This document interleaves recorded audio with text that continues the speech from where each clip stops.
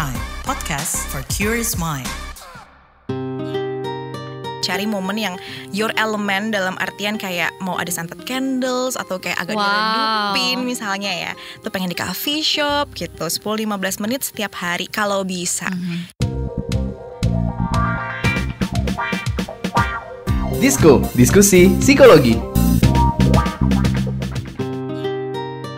Hai Warriors, selamat datang kembali di podcast Disko, diskusi psikologi persembahan KBR bareng komunitas Into the Light Indonesia. Hapus stigma, peduli sesama, sayangi jiwa. Masih bareng aku, Mutiara Maharini atau Mahari, sebagai host Disko sekaligus psikolog di Personal Growth ID. Nah Warriors, mau tanya, kalian ini tipe orang yang hidupnya tuh dijalanin aja gitu ya? Atau kalian tipe yang apa-apa tuh pengen didokumentasiin? Misalnya ya, ada tuh orang-orang yang suka banget journaling atau misalnya bikin konten gitu ya tentang keseharian mereka biar bisa diinget-inget lagi. Atau mungkin kalau dulu itu kita pas kecil diajarinnya diary ya. Jadi kita suka nulis keseharian kita ngapain aja supaya kita bisa mengenang nih hal-hal yang indah ataupun hal-hal yang mungkin sedih tapi memorinya tuh sangat kuat gitu ya. Bahasa inside out itu core memory. Nah, zaman sekarang ya orang-orang nyebutnya bukan diary lagi tapi journaling. Dan journaling ini tuh ternyata jadi tren yang benar-benar tak lekang dimakan waktu. Dari zaman orang tua kita dulu sampai sekarang masih banyak banget yang ngelakuin. Dan katanya nih ya, banyak manfaatnya untuk kesehatan mental. Kira-kira apa aja manfaatnya? Yuk kita langsung obrolin aja sama ahlinya, yaitu adalah Kak Made Cynthia, clinical child psychologist dan juga founder Tertata. Halo Kak Cynthia. Hai Mahari. Thank you so much loh Kak, sudah Thank datang you. ke Disko. Such a pleasure. Nah aku udah ngestok tentunya dan sejujurnya aku sudah tahu Kak Cynthia ini dari lama ya. Dia ini bukan kaleng-kaleng, dari dulu emang beneran journaling, udah nggak tahu mungkin dari lahir kali ya journalingnya. Boleh nggak nih Kak diceritain sedikit awal mulanya gimana sih Kak bisa tertarik segitunya journaling sampai bikin Tertata? Oke, ini harus sedikit ya. Aku mau berusaha supaya gak jadi satu cerpen gitu ya. Silahkan. Oke, jadi kalau ngomongin journaling, aku ngerasa jurnal tuh udah mengambil peran yang sangat besar di hidup aku gitu ya.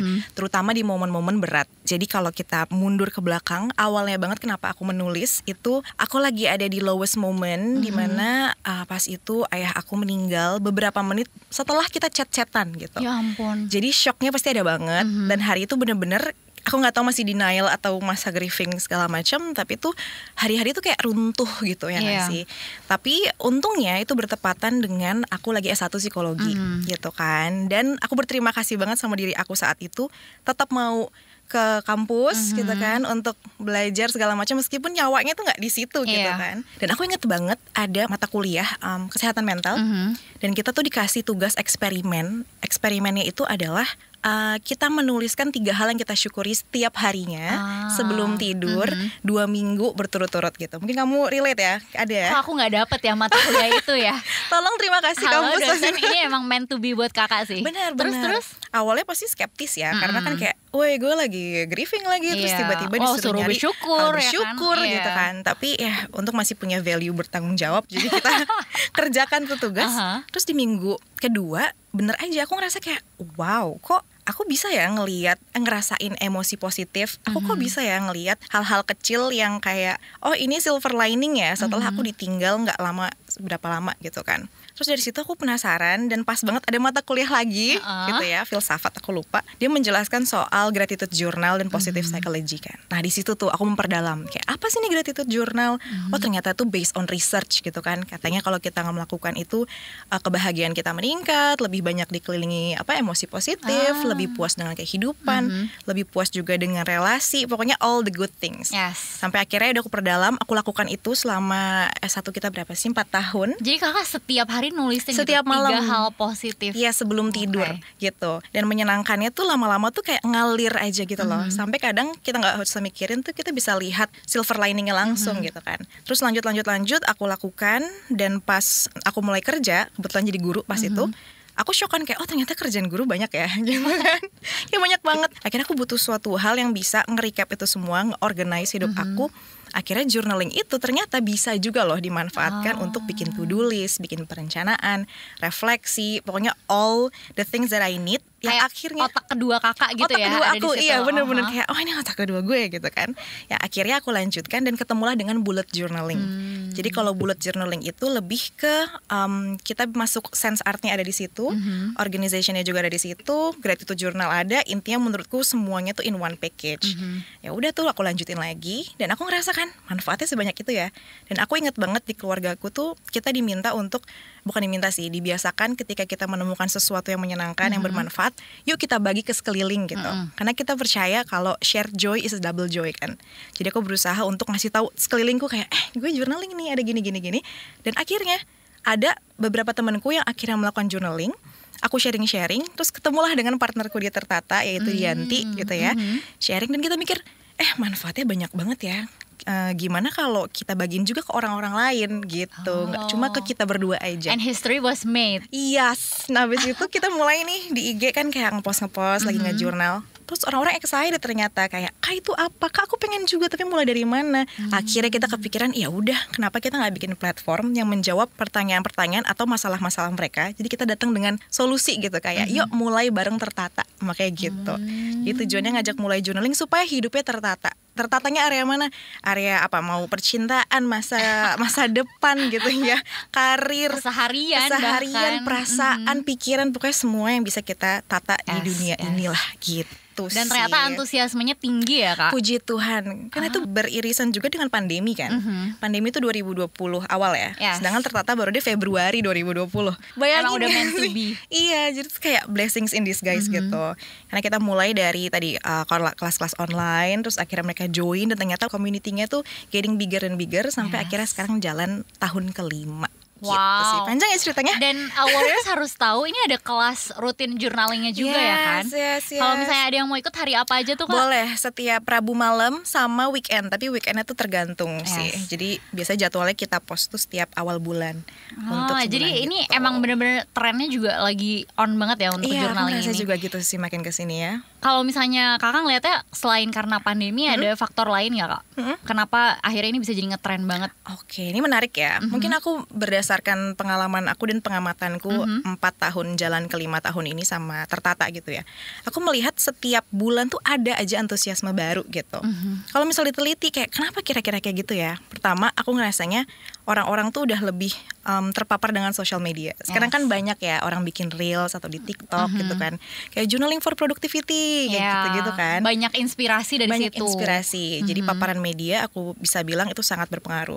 Terus kedua, kalau dari pengalaman keprofesian sebagai psikolog ya mungkin Mahari juga relate, itu tuh suka dijadikan metode kan ya, salah satu untuk membantu klien mengekspresikan emosi. Intinya kayak hanya aku dan Tuhan yang tahu gitu kan. Aku Tuhan dan jurnalku ya. Dan jurnalku yang tahu gitu. Nah jadi mungkin itu juga mereka jadi lebih tahu kalau ternyata journaling itu manfaatnya banyak ya. Dan bisa tadi both physically dan mentally gitu sih aku melihatnya. Seiring dengan mental health awareness meningkat juga ya. Dan kayaknya orang-orang juga udah mulai jenuh dengan berlaptop ria gak sih? Jadi going back to paper and pen tuh kayak menyenangkan banget. Apalagi kalau se-artsy Kakak sih itu benar-benar benar-benar bisa dijual jurnalnya tuh. Bisa dijual ya. Oke, dan sebenarnya tadi Kakak sempat jelasin beberapa hal sih tentang manfaat journaling.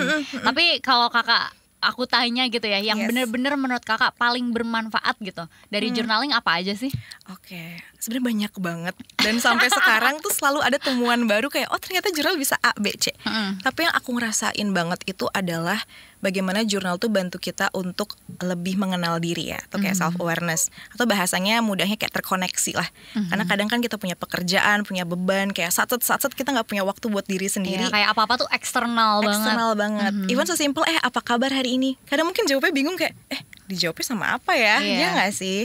Jadi jurnal tuh membantu kita untuk terkoneksi sama diri. Sesederhana hal-hal trivial deh, kayak apa yang kamu suka dan gak suka, nyaman dan gak nyaman, value yang lagi kamu pegang saat ini apa, habis itu juga goals yang ingin kamu capai apa, kayak gitu. Jadi self awareness-nya aku ngerasa jurnal tuh sangat membantu kita untuk kembali lagi ke diri setelah keluar melalang buana ya kan, melakukan tanggung jawab dan segala macam. Benar. Iya, dan dari situ aku percaya self awareness itu kan adalah pintu dari jadi kita kemana-mana ya. Kalau Iya. kita udah self aware sama diri sendiri, pasti keluar tuh akan lebih mudah lah untuk aware kayak lingkungan, apa yang lingkungan kasih ke kita, terus juga orang lain kayak gimana, kayak gitu. Jadi menurutku di situ sih self awareness yang nantinya akan membantu buat regulasi diri dan terus nanti kayak apa sih looping gitu loh, kayak snowball effect gitu. Yes, jadi emang mengenal diri sih utamanya Mengenal ya. diri, true. Mengenal diri dengan cara kita terkoneksi dengan diri kita sendiri. Yes. Akhirnya muncul berbagai pertanyaan-pertanyaan tentang diri kita dan kita bisa PDKT lah ya sama Betul, diri kita betul. sendiri. Oke.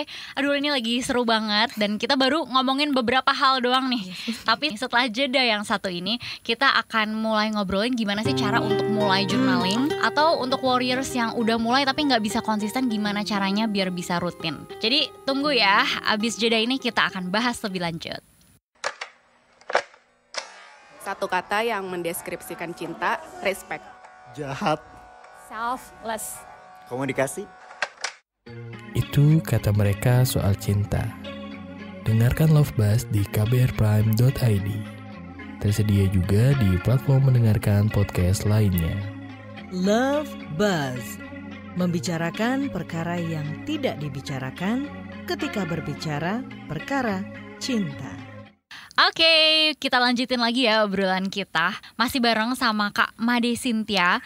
Tadi kita udah ngomongin tentang manfaat-manfaat journaling. Sekarang mau langsung tahu dong, gimana sih caranya untuk journaling? Kayak apa sih yang kita tulisin sebaiknya, Kak? Oke, jadi ini kalau berdasarkan di Tertata ya, Yes. kita percaya jurnal itu ada 4 fungsi atau 4 fitur kita nyebutnya. Ada write, plan, track, dan reflect. Write, plan, Plan, track, reflect. Yes. Oke. Kalau write sesuai definisinya, literally menulis apapun, mau nulis misu-misu, mau nulis makanan minuman favorit, mau nulis emosi yang lagi meluap-luap, atau sekedar cerita aja hari ini bangun pagi ngapain gitu tuh bisa.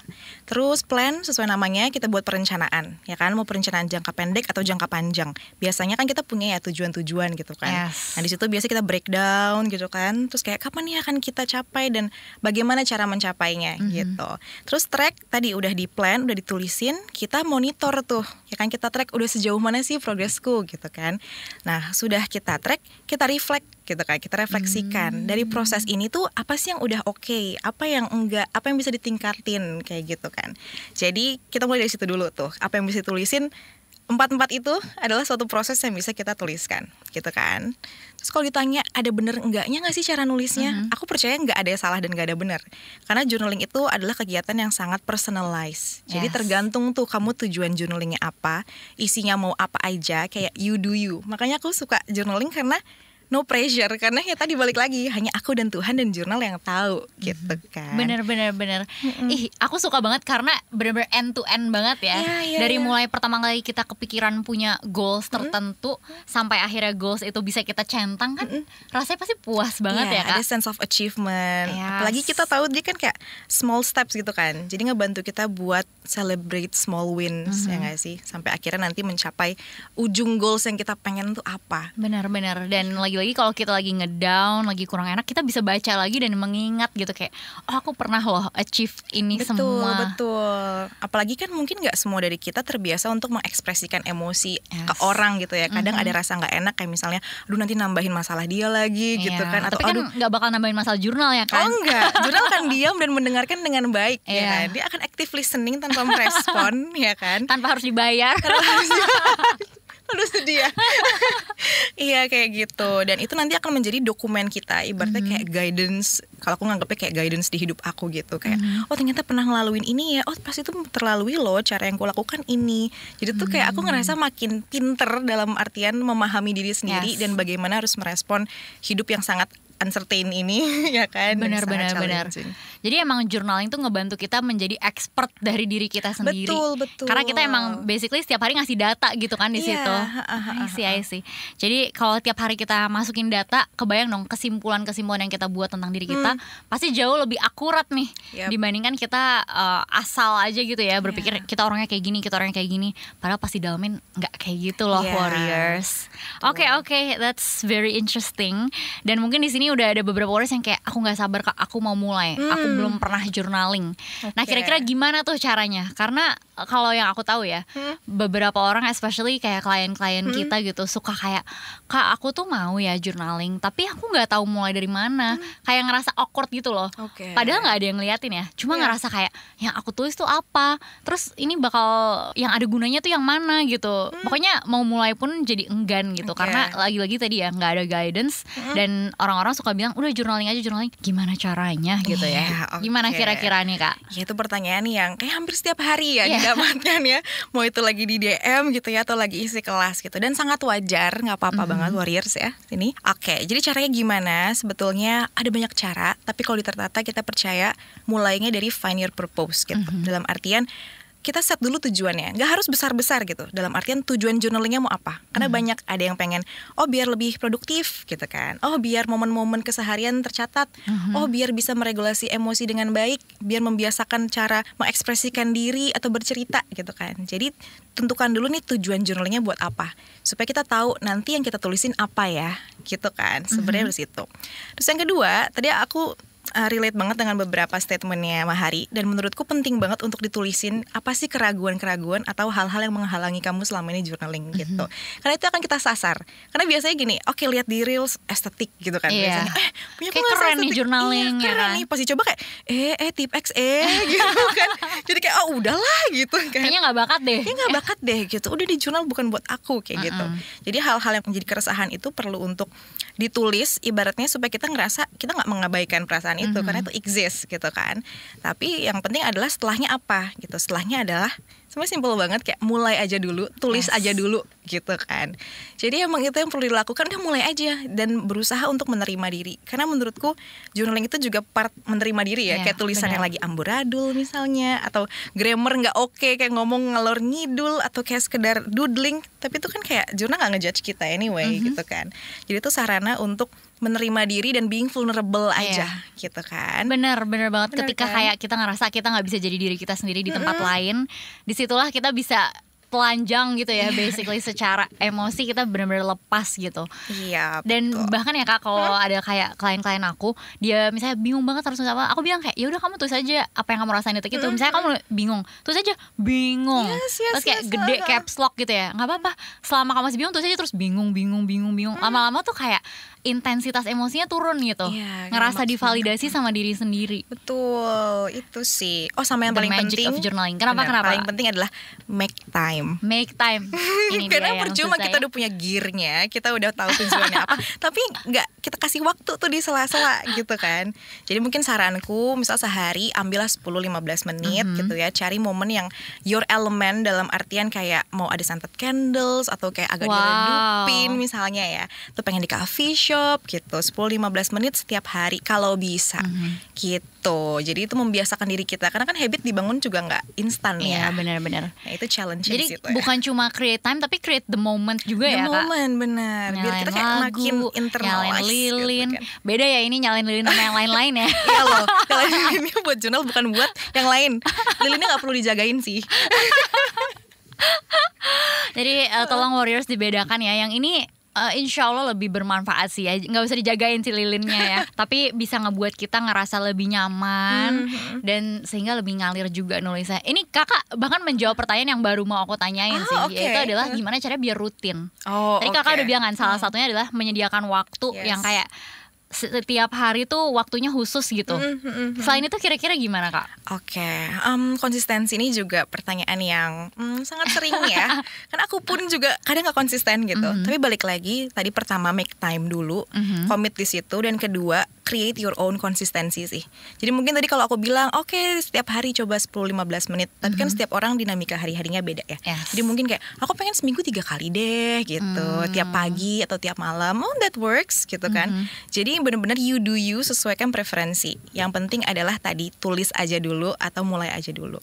Bisa juga kalau misalnya nih, kalau sendiri tuh banyak goyahnya, banyak distract-nya. Mungkin bisa cari komunitas atau cari teman journaling. Iya. Karena di Tertata itu itu suka ada yang ngajak temen gitu. Kayak Kak, temen aku ada yang mau nih, oh yaudah ajak aja kita journaling bareng. Dan rasanya tuh kerasa deh bedanya ketika kita ada di suatu community yang punya interest yang serupa gitu ya. Terus kita melakukan hal itu bareng-bareng. Aku ngerasanya meskipun kita via Zoom gitu ya, itu tuh kayak keluar aja auranya tuh kayak gimana sih, kamu pernah ikut kan waktu itu? Aku pernah ikut ya kelas ini. Aku juga berpikir kayak ngapain gak sih orang mau journaling nih sendiri-sendiri, tapi kok bareng-bareng ya. Tapi ternyata tuh ada a sense of, satu, aku gak sendiri, terus a sense of belonging, bahwa ternyata apa yang aku lakuin ini bermanfaat dan kita ngelakuinnya bareng-bareng. Jadi kayak ngerasa sesama punya apa ya, value yang sama kali ya. Itu benar-benar menjadi motivasi eksternal juga sih, apalagi kalau kita lagi berusaha konsisten. Betul. Jadi silahkan tuh teman-teman boleh dicek kelas tertata. Menurutku itu akan membantu banget kalau lagi pengen belajar supaya bisa rutin. Amin. Dan another thing about tertata ini kan terkadang ya di momen-momen yang misterius suka jualan buku-buku yang lucu juga gitu ya, jurnal-jurnal yang lucu gitu. Dan jurnal-jurnal lucu ini lumayan ada di mana-mana sekarang ya. Maksudnya iklan-iklan ataupun kayak di toko-toko buku sekarang udah banyak nih journaling. Bahkan ada yang ada guide-nya juga kan, ada prompt-nya segala macam. Nah, itu ngaruh gak sih Kak terhadap mungkin proses journaling kita? Oke. Oh ya, itu juga bisa tambahkan sih buat yang baru banget mulai dan bingung nih, clueless. Menurutku akan sangat membantu kalau kalian beli jurnal yang ada prompt-nya. Tapi gak perlu prompt-nya banyak-banyak gitu. Nanti mungkin malah pusing. Atau kalau terlalu template, ini aku pribadi ya, karena aku pengen yang lebih ekspresif kayak gitu kan. Kalau terlalu template mungkin jadinya kayak aduh udah semuanya terarahkan nih, jadi kayak kurang space, kurang bebas berekspresi. Iya. Tapi balik lagi tergantung orangnya. Ada yang memang pengennya udah by template aja biar aku nggak pusingin nih nanti template-nya apa gitu kan. Tapi membantu banget menurut aku, karena awalnya aku juga mulai journaling tuh dengan yang ada template-nya gitu. Jadi template beberapa di awal, abis itu sisanya baru bebas. Dan itu sebenarnya yang kita terapkan juga di Tertata, di buku Tertata ya, kita nyebutnya Tertata Dotted Journal gitu kan. Jadi ada di awal tuh ada 13 prompts yang membantu kita dalam seminggu gitu. Setelahnya dotted kosong, jadi teman-teman bisa menyesuaikan dengan preferensinya gitu. Oke, jadi seimbang ya. Iya, guidance-nya dapet, harapannya ya kayak guidance-nya dapet, tapi mereka juga bisa kita lepas pelan-pelan gitu, kayak nih gitu kan, kayak fine, you do you gitu kan, personalize gitu. Ih, cakep banget. Dan ini terakhir banget ya Kak, nggak kerasa nih podcast sudah mau berakhir aja. Seru banget ngobrolnya. Terakhir banget mau nanya sama Kakak, ada nggak sih tips ataupun triks untuk para warriors di sini yang udah mulai tergerak, udah mau mulai, udah denger, tapi tuh di dalam hatinya masih ada keraguan gitu loh. Journaling nggak ya gitu. Mungkin kalau di flashback ke cerita Kakak dulu, andai Kakak dulu ragu gitu ya, journaling nggak ya? Kira-kira apa yang Kakak bisa bilang ke diri Kakak yang akan bikin Kakak kayak oke, aku coba deh journaling gitu, dan lihat where it has brought you now ya. Oke, pertanyaannya cukup membuat berpikir. Oke, menurut aku sih emang balik lagi, memulai itu emang sulit ya. Kita tahu ya, berat banget, kayak pasti ada aja distraksinya, pikiran-pikiran kita yang kayak menghambat untuk jangan lakukan.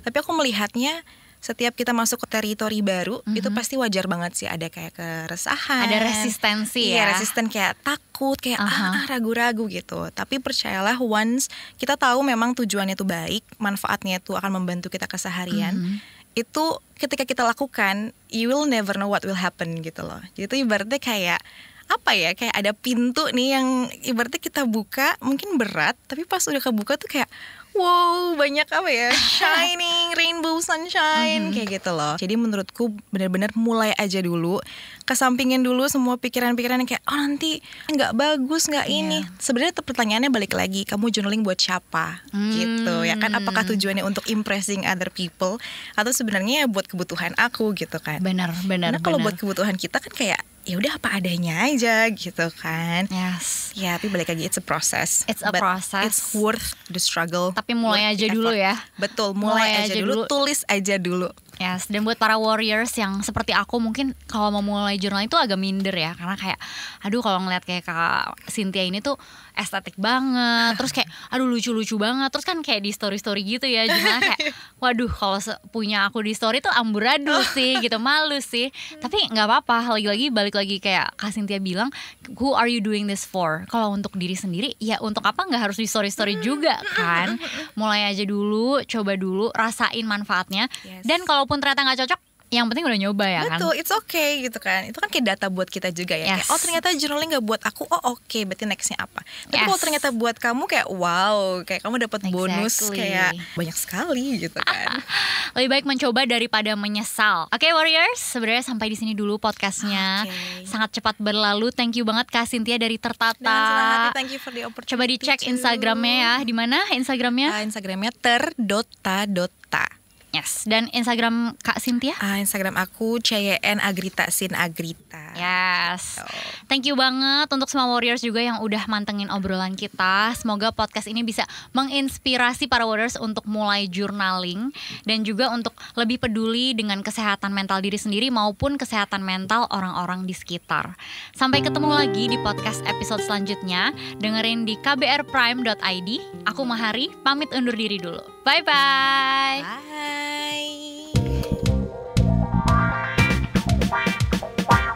Disko, diskusi psikologi.